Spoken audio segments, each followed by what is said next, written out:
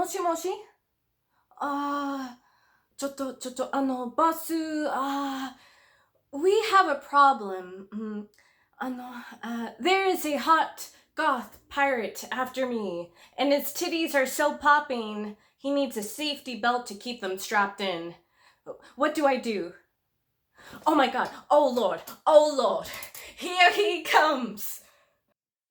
Okay, I'm officially losing it and still trying to process the entire Metallica fight these past 2 episodes, and I know a lot of people were excited about the telephone boy, my sweet cinnamon roll, and honestly, I'm feeling literally I'm channeling Metallica right now. That's where I'm at. And people were telling me that I should do Doppio and to have a purple wig ready. But nope, JK David Pro changed it on us, his hair color from the opening song, and I'm kind of curious how that board meeting went. Were the animators, like the little fairies from Sleeping Beauty, like, oh, make it pink, make it purple, and then someone stood up and raised their hand and said, what if we made it pink and purple? Honestly, I'm a purple girl. I think purple's my fave. I love the whole analogous color trio of blue, pink, and purple, to be honest. I was digging purple Doppio, but the animators were visually trying to tie in Doppio with Trish's hair color and King Crimson. Then they succeeded, and good choice on the pink there. And I do have to say, this fight grossed me out on a whole nother level.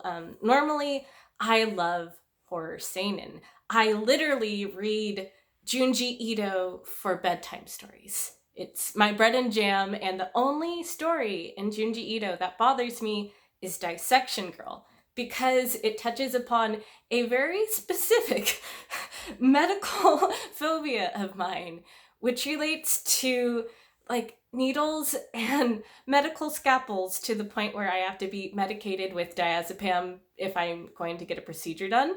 So yeah, I'm okay. I'm okay, guys. It's just seeing the needles come out of Doppio, I could not watch, and I'm not going to show a slide of that. For whatever reason, I'm okay with the razors, so here, look at some razors, because the whole thing with the scissors coming out and the needles. This is probably one of the goriest and most brutal fights. I know Jojo Bizarre gets bizarre, but this touches upon a very specific phobia of mine, so let's move on. Also, I do have to say that I really enjoyed seeing the psychedelic backgrounds and seeing Doppio's visual shift into the boss, and it indicates his little personality changes. And I think it's safe to presume at this point that there's sort of a Jekyll and Hyde situation. I believe the boss has 2 different personalities, or multiple even, and his alter is the boss's confident persona, and then the main host, if you want to get into multiple personality disorder, would be Doppio, who he's trying to protect. And there might be also a touch of schizophrenia involved with him believing there is a telephone when there's a frog. He has a lot of things going on. He needs a psychiatrist and some therapy, because that boy has a lot.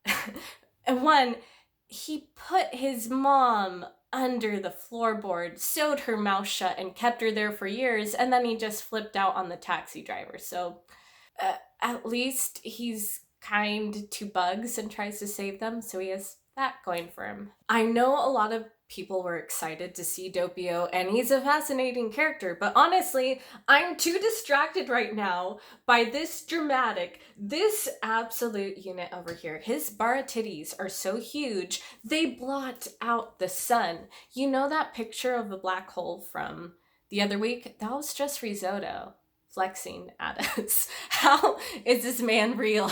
Okay, he's not. He's a fictional character. But I do find it funny that Araki said for part 5 that he wanted to draw the bodies more realistically, and then he just drew this sculpted 6'6" or whatever tall goth mountain with sculpted jacked abs. And to be fair, the proportions are more realistic than part 3 or wherever with the pillar men with the super wide like Kanye West music video shoulders. So proportionally, yes, but honestly, where can I find me a goth like that? DM me if you look like Risotto and you want to be my big titty goth boyfriend or girlfriend, because hey, I go both ways. But honestly, you should realize at this point that I fall for a very specific type of character, and that is the sad, edgy goth who is jacked from carrying the weight of their own sadness and the death of their comrades. Because you have to realize at this point,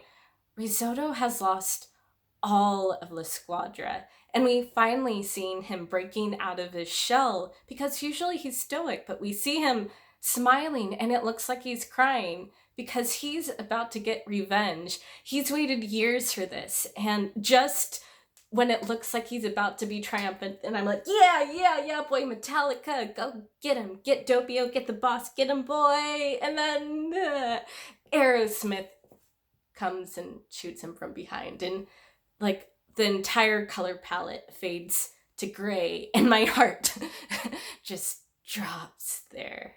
Oh, yeah.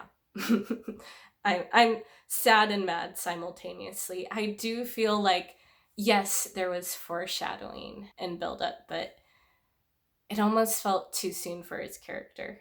I just want him to get up right now and walk it off, and he can just use staples to kind of patch himself up together, because honestly, Jojo characters have survived worse. Yeah, this fight is complicated for me.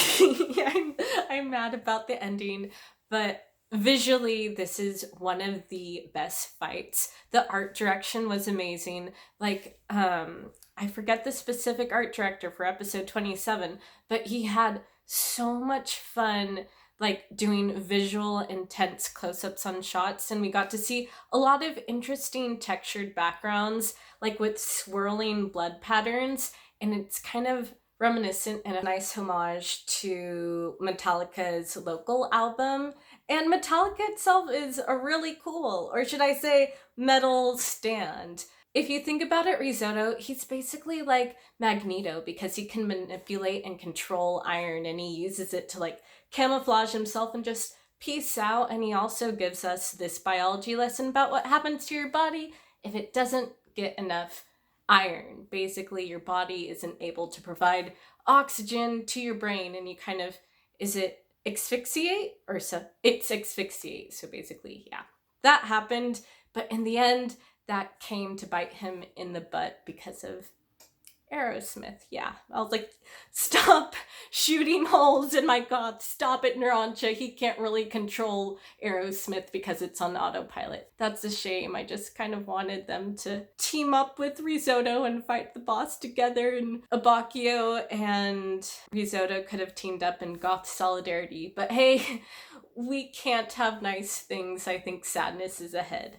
I'm just not quite ready to pay F for respects for Risotto yet. Like, I really hope by next episode or towards the end of the season that there's some sort of closure for Risotto, because he deserves it. He was a fantastic mini boss, and hands down, for the anime series so far, one of my favorite mini bosses, right next to probably Prosciutto and Magnet Girl Mariah. She was fun.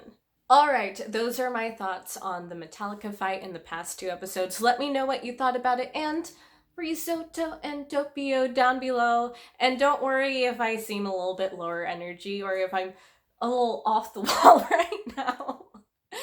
I'm just under pressure, dun, dun, dun, dun, dun, with work right now. It's gonna smooth out. I've just kind of been promoted into a senior level position for an area of law I'm not really that familiar with. I specialize more in criminal law. I'm now doing IP law, and I'm taking over for a senior person. So I'm gonna get the hang of it. I'm just feeling stressed right now. Gonna relax, do some yoga, take care of myself, and you all take care and enjoy your Easter. See ya!